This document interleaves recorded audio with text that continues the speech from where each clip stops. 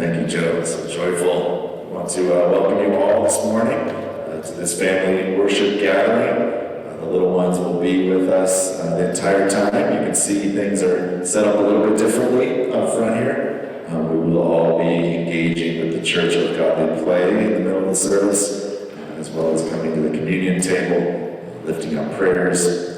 We continue to work on our heater. It is slowly getting there, but please bundle up. You can move around if you need to stay warm. All that you need for this service will be found in this bulletin, so hopefully you got one on the way in. I learned this week that it is important that you sign up for the email updates. So if you do not receive the email updates, you can fill out a little form in the pew in front of you, and we will begin to send those. Lots of our announcements go out by email, different events, ways to be involved. So it is important that everyone stays connected and can do that. Please join me in our call to worship, our gathering. Let me remind us before we start this that God was here gathering even before the lights were turned on, before anyone came in the sanctuary. God's Spirit was here, preparing this space, preparing this time, that we would come close to God, we would come close to each other, that we would lift up these praises together. Let us join together. If you come in certainty or in confusion, in anger or in anguish, this time is for you, for us, sorry. If you come in silent suffering or hidden sorrow, in pain or promise, this time is for us.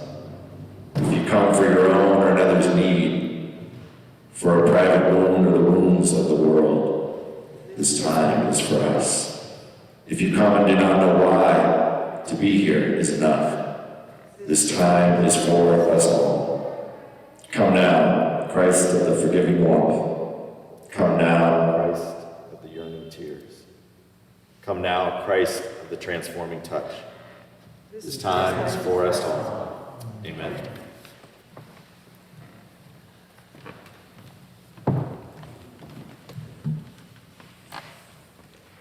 Real quick before they start, I want to invite you to stand and invite your creativity. These songs are creatively broken up and split together, so please give lots of praise to Dorian, Alessandra, and Joe as they lead us through this.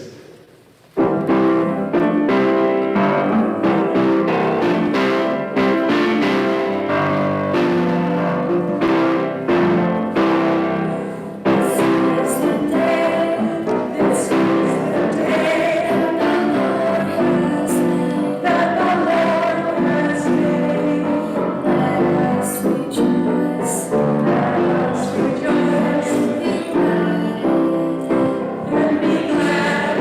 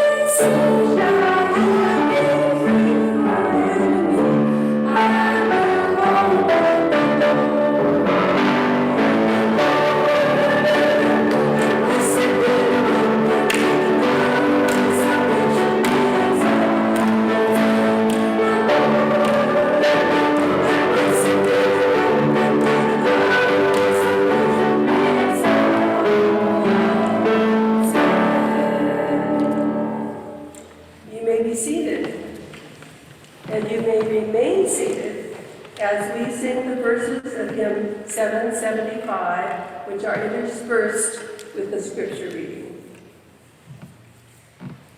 Lent is a time for introspection. As we contemplate who we are during these troubled times, Psalm 139 reminds us that God knows us through and will never leave us. As we take the Lenten journey to the cross, God goes on this journey with us. The scripture readings today are from Psalm 139. O Lord, you have searched me and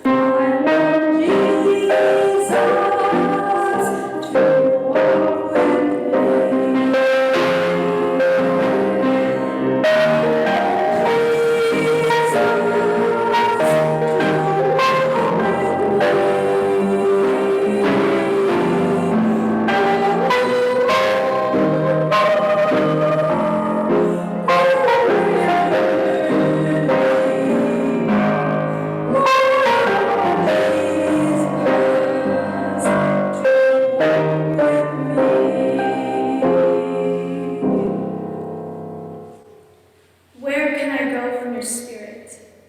Oh, where can I flee from your presence? If I ascend to heaven, you are there. If I make my bed in Sheol, you are there.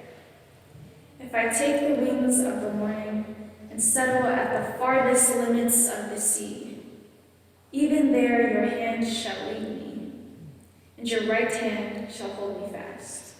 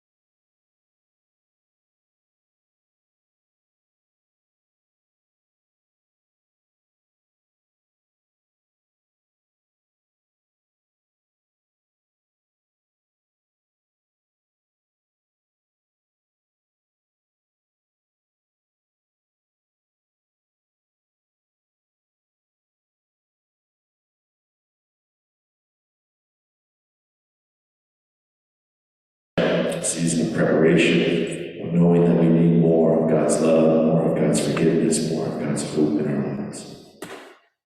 Search me, O God, and know my heart. Test me and know my thoughts. See if there is any wicked way in me, and lead me in the way everlasting. Take a few moments to silently confess.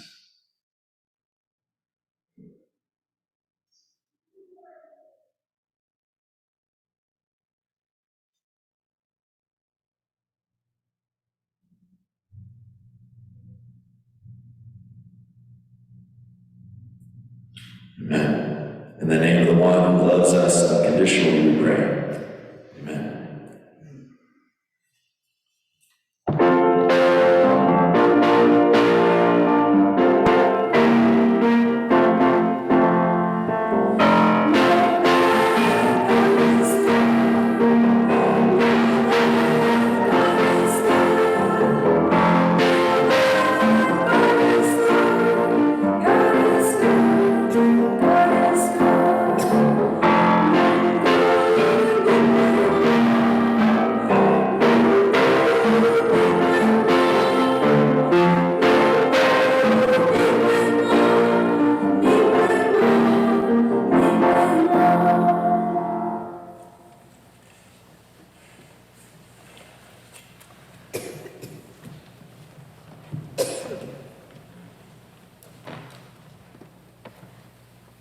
Come now to our time of lifting up prayers.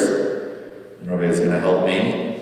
We, in our Bible study throughout the season of Lent, are going to be learning different types of prayer. So I thought, seeing all that is happening in our world, we'd bring this form of prayer back. We practiced this last Lent using salt and water, which are prayers of lament, prayers that match the tears that we may feel as we read the front of the newspaper, as we hear what is happening around us.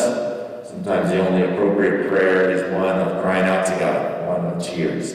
So the salt represents the salt in our tears. If anyone has one of those prayers, we can come to you and you can sprinkle, as you say your prayer, you can sprinkle salt into the water. This one works really well for little ones and the rest of us, that sometimes we can't express our tears and we need other ways to do that. But you can lift up any type of prayer, even something you're thankful for, but we will walk around the salt and water if there are any who have prayers of lament this morning. Do any bring prayers they would like to share?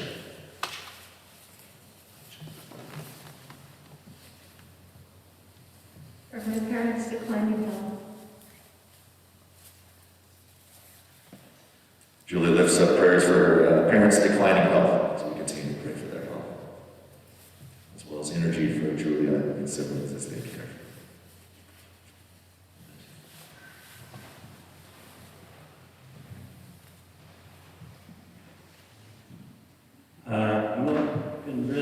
I've been lifting up many prayers for some of I went to spend some time in a Russian orphanage, and just been sitting on so many prayers for not only the kids who are now probably adults and maybe pulled into this conflict, and just prayers for all of those orphans that are still there and in all the mix of all of this. Lift up prayers for them, as well as new orphans, as for all those in harm's way in this conflict. Others that lift up prayers. You don't have to use the salt water. It could just be a normal prayer that you want to lift up. It's a time when we hear the voices of our community. All of it.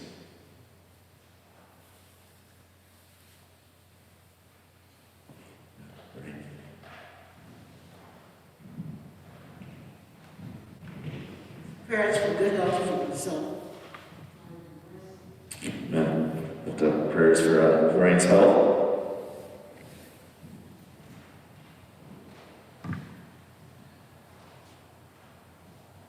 Any others?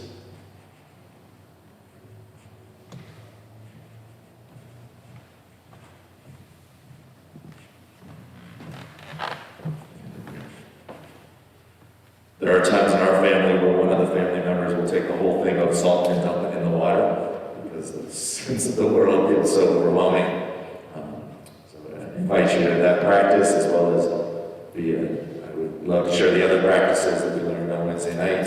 We desire that. Let's take a few moments to pray together. I'll lift up the prayer, and we will pray together the Lord's Prayer.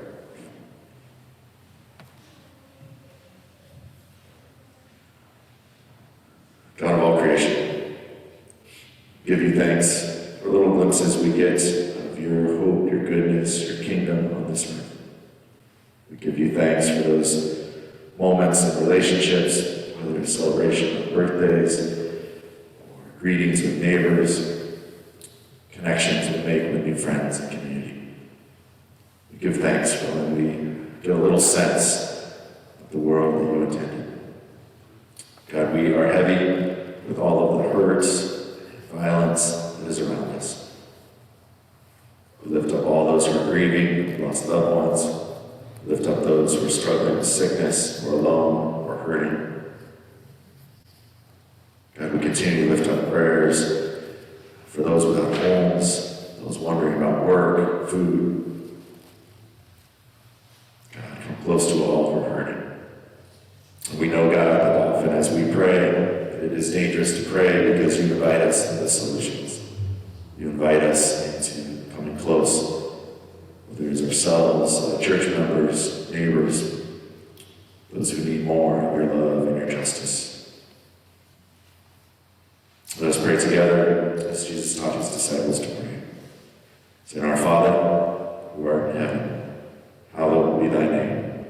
Thy kingdom come, thy will be done, on earth as it is in heaven.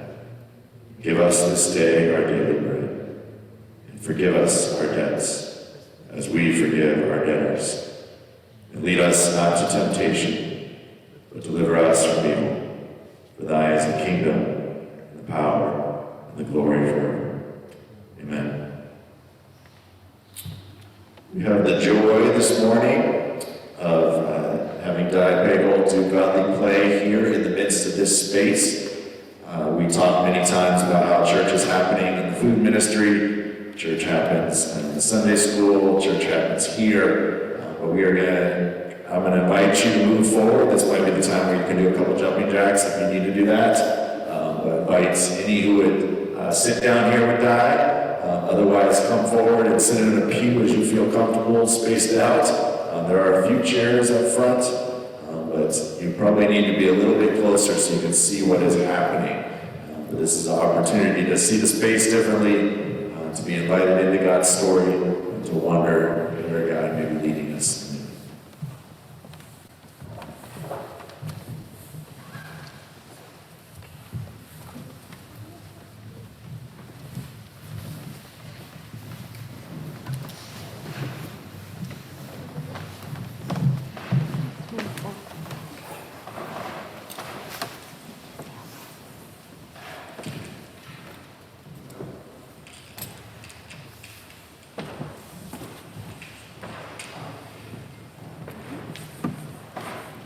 I have to warm my hands up.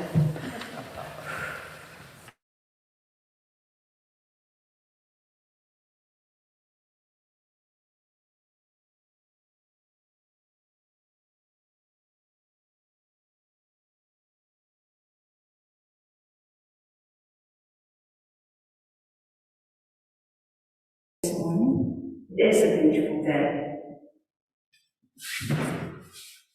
God be with you. And also with you. So let's see what I have in this basket here that's going to help us get ready for this story today. Something very blue. I wonder what could be so good.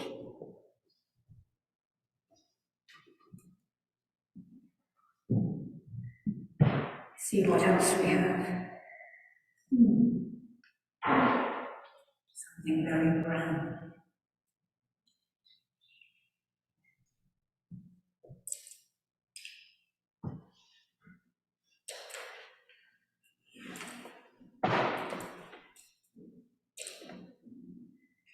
Let's see what else we have.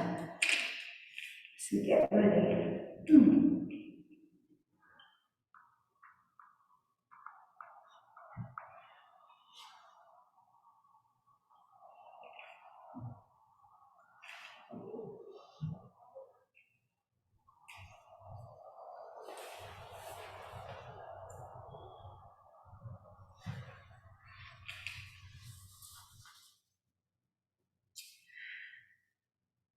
I think we have everything that we need. So I'll just begin.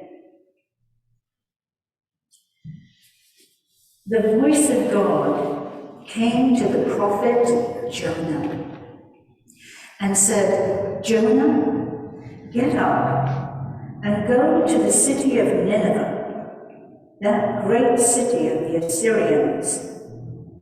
Tell the people there that they must turn away from evil, change, and become good. The Assyrians were the enemies of Jonah's people, the Hebrews.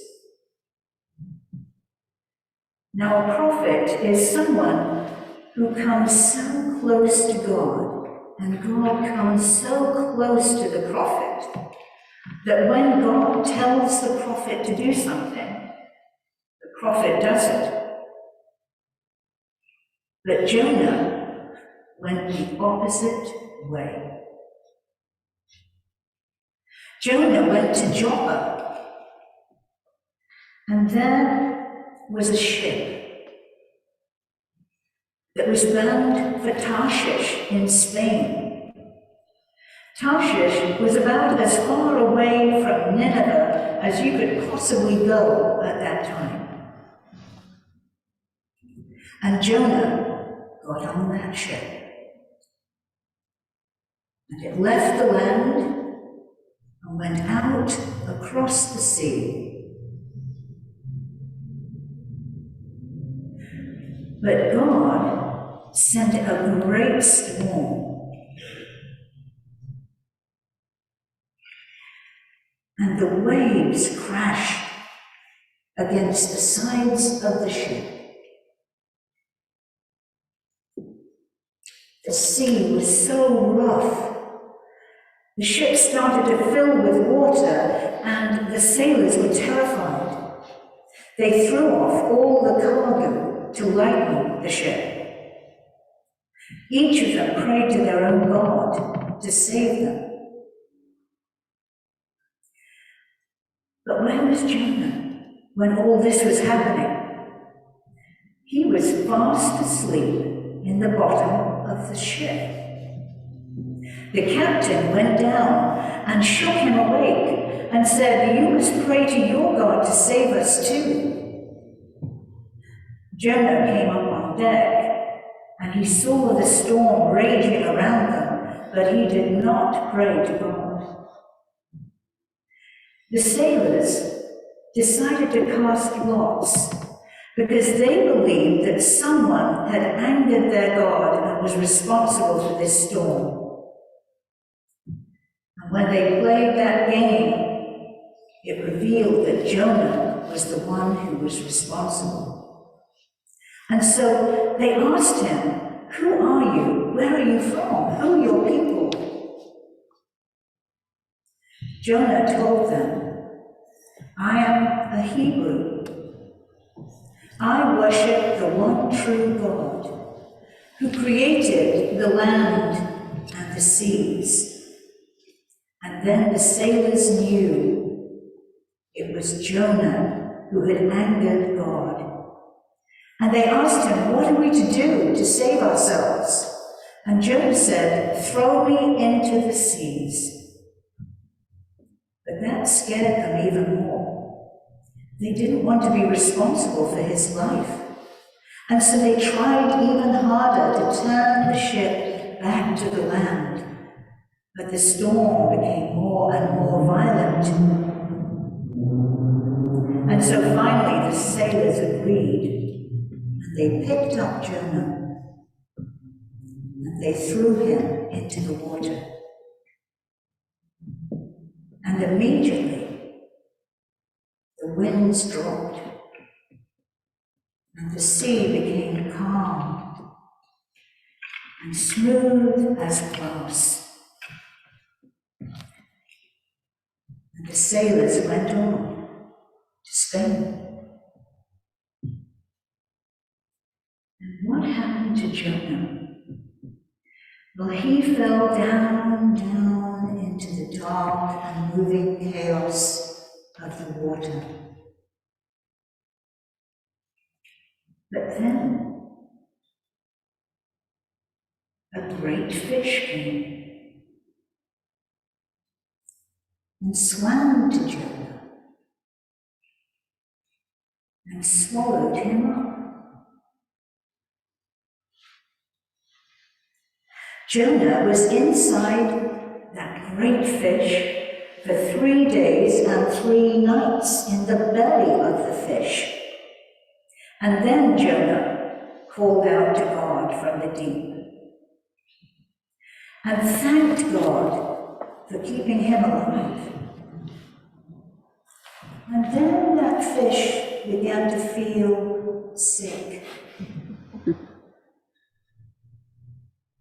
And after 3 days and 3 nights, the fish vomited Jonah onto land.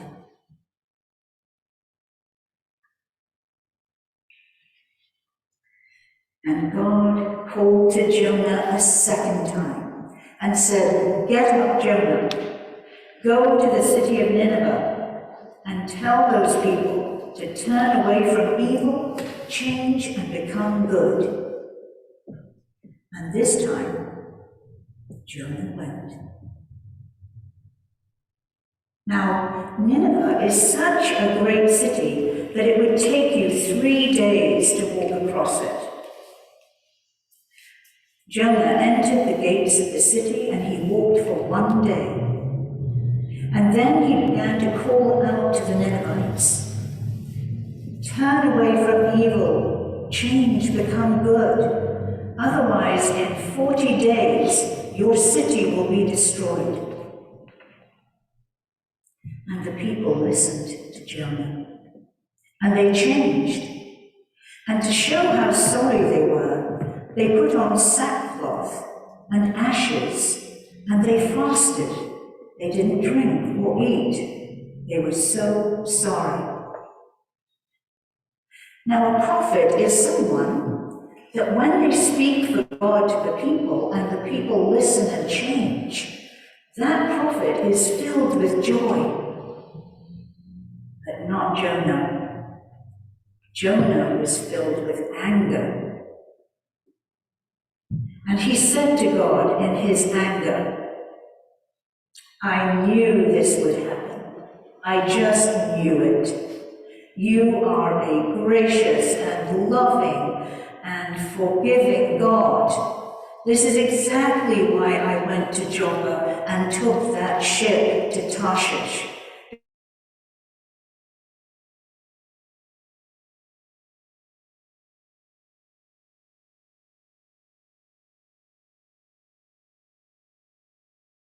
Right to be so angry? And Jonah said, "I'm angry enough to die. I don't want to live." And he stormed out of the city, east of Nineveh. And he climbed a hill, and he made a booth to protect him from the sun and the hot wind.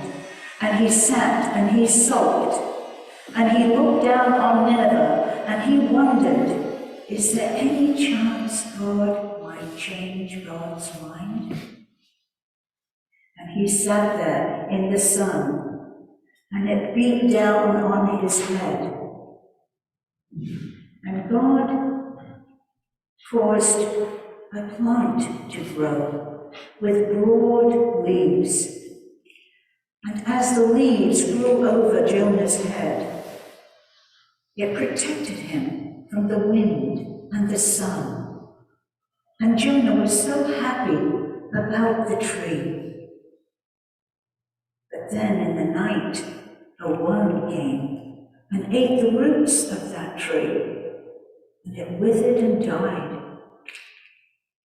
And in the morning, when Jonah saw the plant had died, he was so angry and upset. And God said to him, "Jonah, why are you so upset about the plant?" And Jonah said, "I'm angry enough to die. I don't want to live." And God said, "Jonah, you did not create that plant. You did not care for that plant in any way. And yet you are so concerned about the death of that plant. Do you not understand my concern for the 120,000 people and all their animals in the city of Nineveh?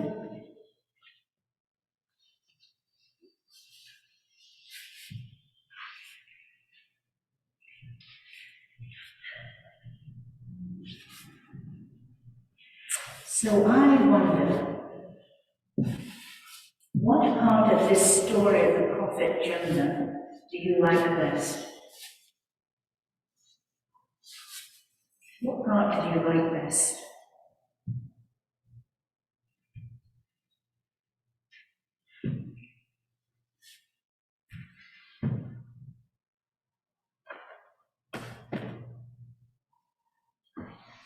Anyone? A favorite part of the story? Yes. That God forgave the people, even when they didn't deserve it. Forgave the Ninevites. I like the parts where you said that this is what a prophet does and Jonah didn't do it. Several times. Yes. You like the... I still didn't hear. Sorry, wait. When the fish eats him and spits him out. Oh, sorry. It's really hard behind the masks. In this space, there's a sort of echo. Yes. It sort of fits in there quite nicely.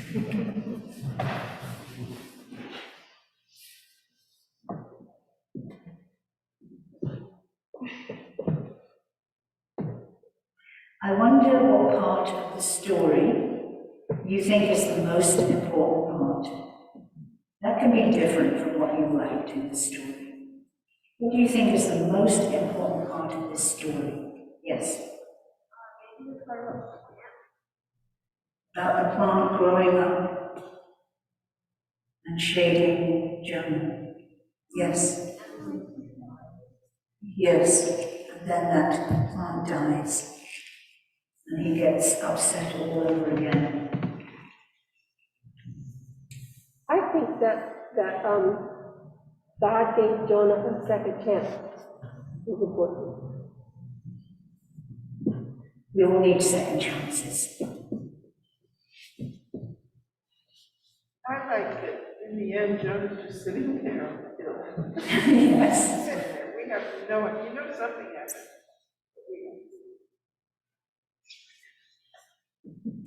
Sulking. Of course. Something I think we've all experienced in our life. Sulking. I think my favorite part is that Jonah keeps having so many different big thoughts and feelings, and that God just can hold all of them and doesn't. It's okay. Right. I think I always think of the Psalms with Jonah, this sort of anger, the frustration and anger that comes through in some of the Psalms with God, and this story has that same, just as you're saying, you feel like in all of your anger and sulkiness that God is still there, you know. I wonder if any part of this story is especially about you, or it connects with something in you, in your life.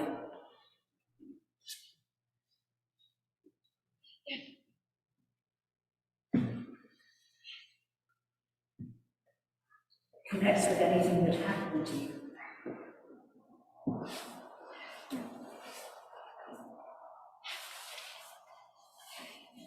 I can think of many times I rationalized being on the boat. So running away. Right. Going the opposite way. Yep. I had great reasons for it. Yes. I can identify with the Ninevites and just needing somebody to suggest to get back on the right path to do so. And that supportive community and somebody to brave enough to raise their hand and say, hey, this way. And given that 40 days is a time for you to sort of get your things in order. Yes, It's not like right now Patience. you've got 40 days. yes, patience to give you what you need. I think, I've never really thought about the sailors before, before you sharing, and, you know, they go off to Spain, and in the moment, the sea calms down, but they don't know what happens to Jonah. They just assume that Jonah, that they're the cause of Jonah's demise. And so it just makes me think about how we don't always know the whole story, and maybe we don't ever know the whole story, but that God's still working, even though they kept going and don't know about the fish, and they don't know about the tree, and all those pieces of Jonah's story, that God is still at work. Right. I mean, as far as they can tell, he's perished. Right. Sometimes Jonah's called the reluctant prophet, and I think that sort of fits in with the sailors as well, because they really don't want to be held responsible for what may or may not happen to Jonah. I think about how Jonah did not feel like he could pray to God to calm the storm because he was being disobedient to God, and maybe he thought that God wasn't going to help him.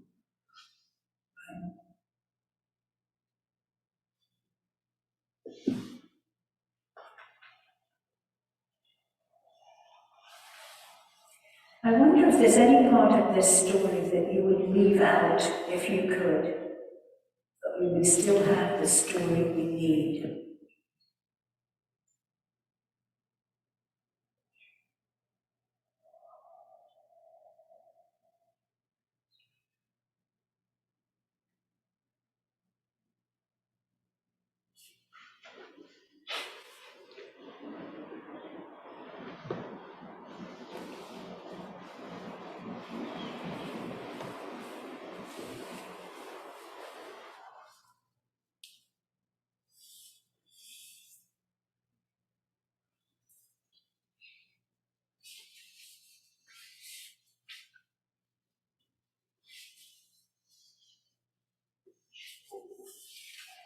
Jonah's anger, like he was easy to get angry and frustrated. I wish he was obedient the right way. I wish that he just followed God's order to him. That you, in some ways, to leave out his anger and to be more obedient. Yes.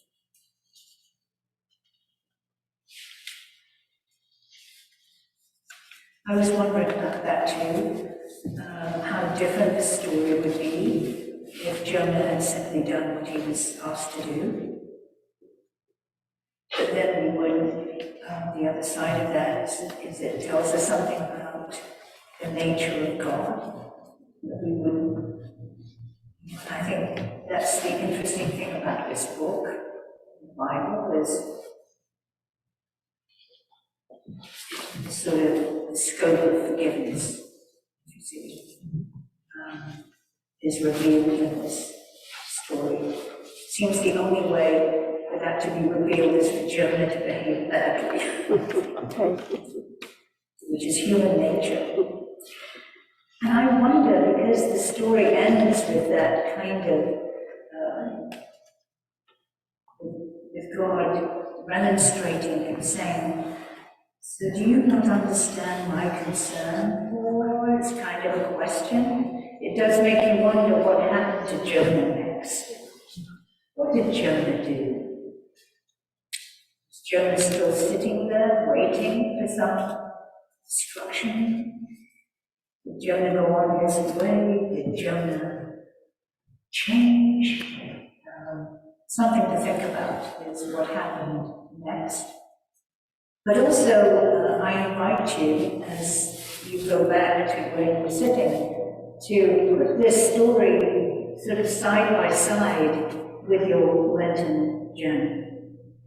Because there may be some echoes in this narrative that seem to fit in terms of repentance and fasting and changing as we kind of go through this time of preparation for Holy Week. So that's the invitation today. And now what we're going to do is any of you that would help Pastor Matt prepare the table for communion, we would love your help. So whatever your age, go help Pastor Matt prepare the table of the Good Shepherd.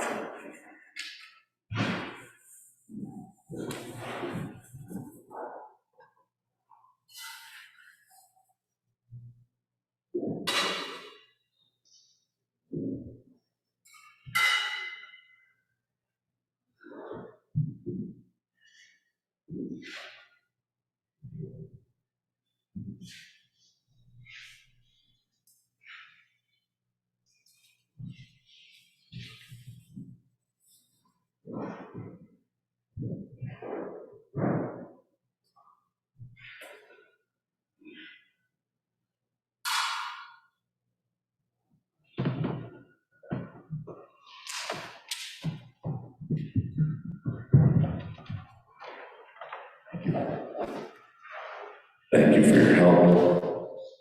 We have future members of the Sanctuary Guild prepared.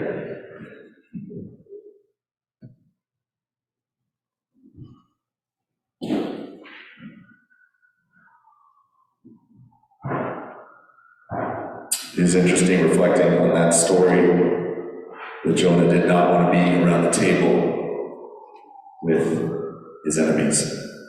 We do know that the table is set, that God brings all to the table, even those who we want to exclude, even those that we have been hurt by.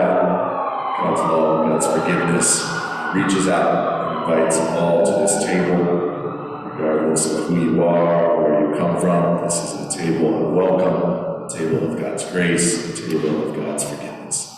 Let us read the prayer of thanksgiving. The bread of heaven is here, leading us into life. We draw strength from the bread of life. The cup of blessing is in the hand, bringing us salvation. We find life in the cup of salvation. Eat and drink, for Christ is here, offering us eternal life. Thanks be to God. The night Jesus was betrayed, he took bread, he broke it with his sign, his broken body that was become. He also took the cup at the end of the Passover meal. He used it as a sign of the new covenant. He had his disciples take and eat, and his disciples afterwards continued to take and eat, connecting to his life, his death, and his resurrection. The table is set. Ushers will invite you to come forward, invite you to come down the center aisle and go back on the side aisle. We have numerous ways that we respond to the word. There's also, if you have brought an offering that you'd like to give, that is not required, but it is here in case you would like to respond. There's two ways to respond. Come and take the bread and the juice and sit down at your pew afterwards, and we will take them all together to remind us that although they are separate and cut up, to be safe, that we are one body together. come as the Spirit leads.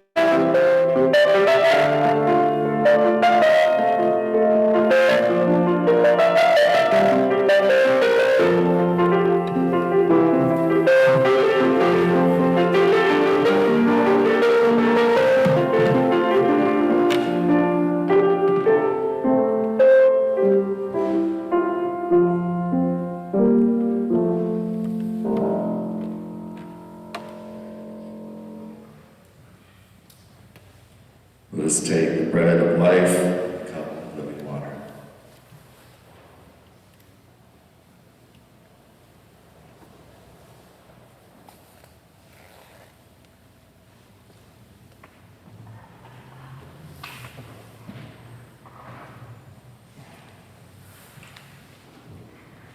God of the bread and the juice, God who is present at the first meal, and so many others throughout the centuries, you have gathered around this table with us.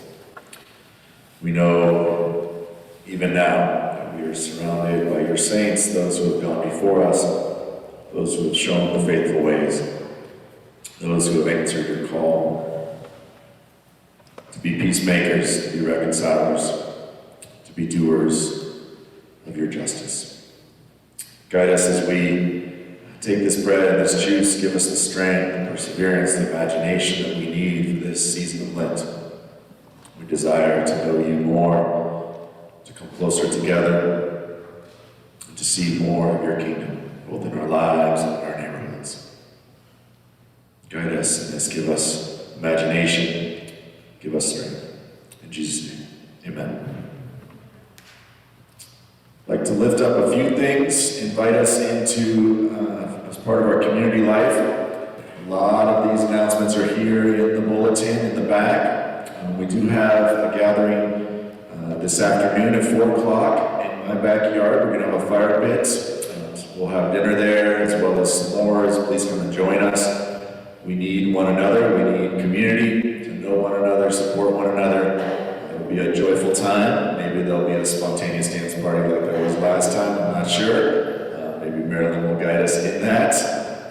But we always need to be together. It's 5177 Fairfax Avenue. You can come in and we can give you better directions if you need more. But many of you have been, but let us gather together.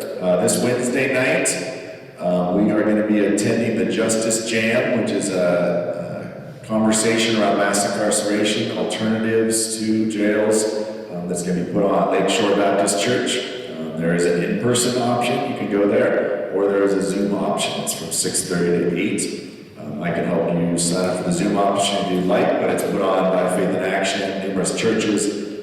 How do we seek new ways that all can be safe and all can be guided? Are there any others?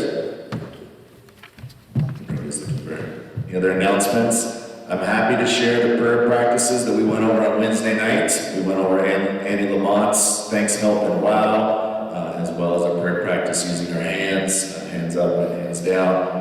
We are doing those practices during the week, and then we will share our experiences as we discover that there are many ways to pray throughout Lent as our inward practice. You'll see other announcements, but I invite you to stand as we sing our concluding hymn together, number 74. Excuse me, Matt, it's 741. 741. That's the typo. So it's found in the red books in front of you, 741. Right.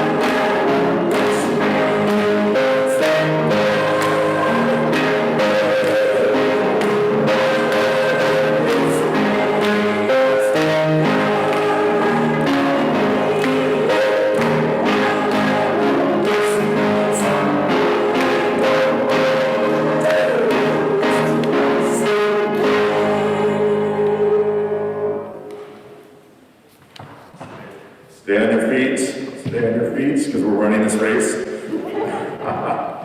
Okay, we will not sit down again. Join me as God sends us to be the world. We do have coffee and tea down in the reception room. Plenty of space outside in front, outside in the courtyard to be safe, have conversations. We invite you to come and warm up with that coffee and tea. So we're going to read the benediction. You ready for this? Not sit down. You can either come forward and dance around if you'd like to guide your feet, or you can run out the door and guide your feet. Either one, but it is not a sit-down option today because you are already too cold. We need to move. As you leave this place, abide in the shadow of the Most High. God is our refuge and our strength. As you wander through the wilderness, put your trust in the Holy One. Christ is our shelter in times of temptation and fear. As you face times of trial, call on the name of the Lord and be saved. The Comforter leads us safely through